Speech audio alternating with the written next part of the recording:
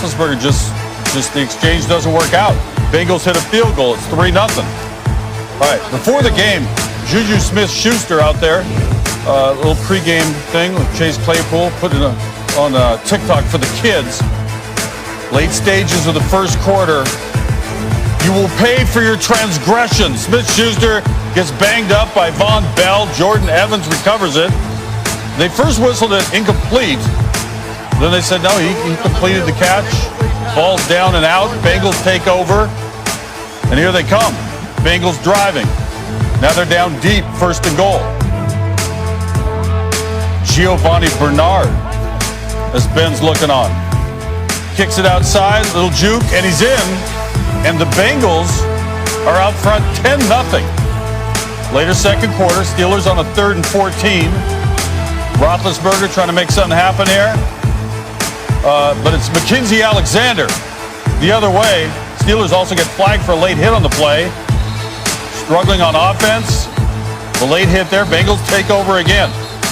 All right, Bengals 2nd and 9, Steelers 14. And it's Bernard. Little circle route. And that's when he became resident. 17-0 at the half. Steelers had their worst first half of the season on offense. Ben Roethlisberger, as the starting quarterback, was 7 pass yards, 1.4 yards per play. Third quarter, though, Steelers get it going a bit.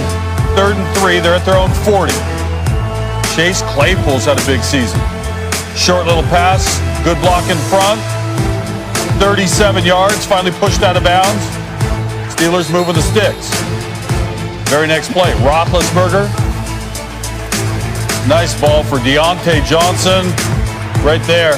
And the Steelers are within 10. Ben pumped up about it, has his team back in the game.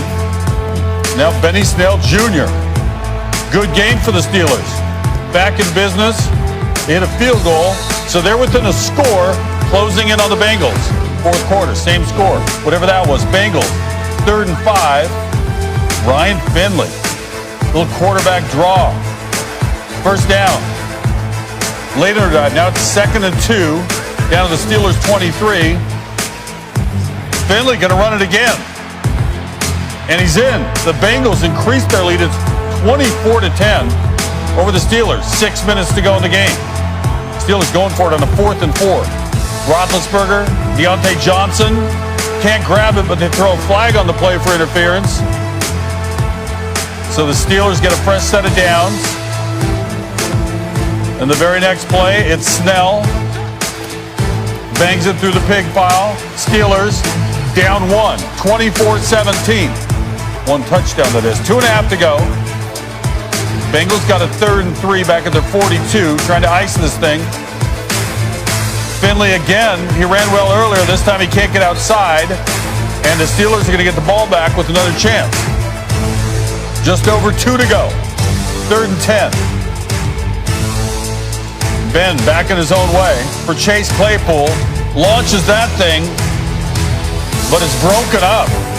Darius Phillips coming over to make the play. Last chance for the Steelers now. A 4th and 10. And Big Ben too high with this one. The Bengals shocked the Steelers here on Monday Night Football. That is 3 straight losses after an 11-0 start. They're averaging 10 fewer points per game now across this 3-game losing streak. They've scored under 20 points in 4 straight games for the first time since Big Ben's rookie season. The turnover margin also a big concern. 3 straight losses, a concern to the coach for sure. In regards to the game, just not good enough for us. The performance speaks for itself, man. We turned the ball over at the early portions of the game. You can't do that. You can't do that versus anybody. We gave them the short field 3 times in the first half or so. And so it was an uphill battle the rest of the way because of that. They were able to, hide the ball a little bit because of those circumstances. I thought they had a good plan. You got to tip your cap to them, particularly with some of the quarterback design runs that were able to keep us off balance and minimize some of the things that we were able to do on possession downs. And so I want to give them credit But largely, man, we got a lot of work to do. We're not a good football group right now. And so we understand the consequences that come with that. We're working on a short week. We got to be better than what we've been. And that's just the reality of it.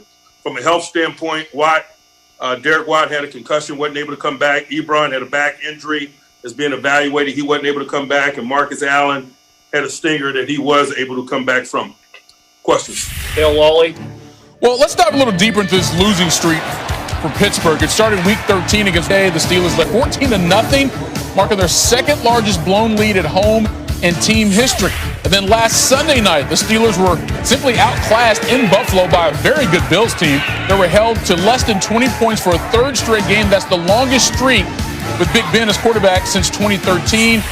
And just tonight, the Steelers just dug themselves too big of a hole against the Bengals on the road. They managed just 7 first-half passing yards, their fewest ever in a Ben Roethlisberger start.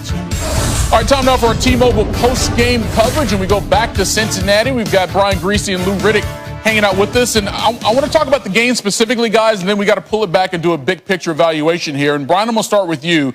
Big Ben goes 20 for 38, 170 yards passing, 1 touchdown, 1 pick. But early in this game, some of those throws he were making, seemingly they had zero chance of getting anywhere near a completion. And next thing you know, they've got to score points, and they can't do it. What happened with that offense? Yeah, the first half was ugly, Michael, and Ben didn't play well. And he'll be the first to tell you in the post-game presser that he didn't play well. He didn't see the field well in the first half. He contributed to 2 turnovers, the 1 interception to Mackenzie Alexander. He didn't see him, or he tried to force it past him, and it was just a bad read, bad play.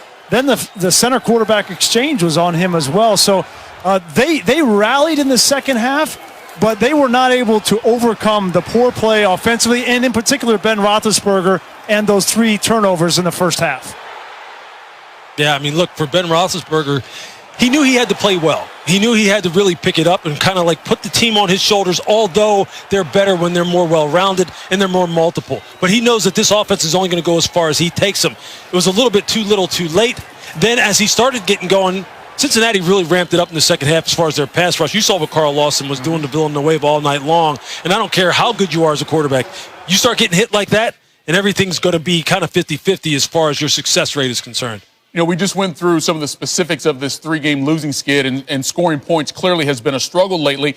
But I remember, Lewis, back even towards those last couple of wins when they started 11-0, Mike Tomlin was not happy overall with the way they're performing. Now they've lost 3 straight. And you guys were talking about it towards the tail end of the telecast, about this team being a broken team right now. Big picture-wise, what are you seeing from this squad? Well, there's still a veteran squad at some of the key positions, namely, obviously, quarterback, and they have a coach who's a Super Bowl winning coach who understands what it takes, knows what buttons to push. So I don't know if they're necessarily broken, but I'll tell you this. I don't know if they can necessarily fix their problems either, because some of these things are fundamental, and they're things that you fix in the offseason as far as being more physical up front, getting bigger bodies, getting healthier, getting all your guys back. And they're just not – they're going to have to kind of limp into the playoffs with some of the deficiencies that have been being exposed. And they're just going to have to make do. They're just going to have to fight their way through certain things in order to avoid being a one-and-done playoff contender. I think it's interesting. You know, each week it's been something a little bit different with the Steelers, right? And what is that? Well, against Washington, they couldn't get 1 yard. That's why they lost that game. Then it was we couldn't run the football. Then their defense wore down in the fourth quarter against the Bills last week.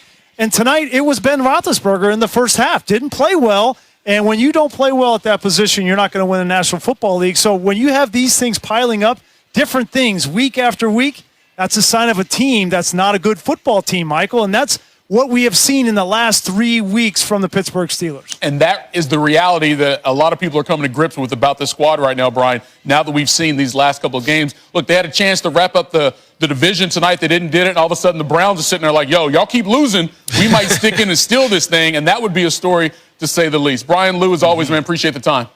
You bet. Thanks, Michael. Michael, I have things to tell you. It's quite rare for a team to start as hot as the Steelers and lose 3 in a row. The last team to do so, the 2009 Saints, went from 13-0 to 13-3. Things turned around all right for them because they went on to win the Super Bowl. The only other team in that boat, the 1969 Rams,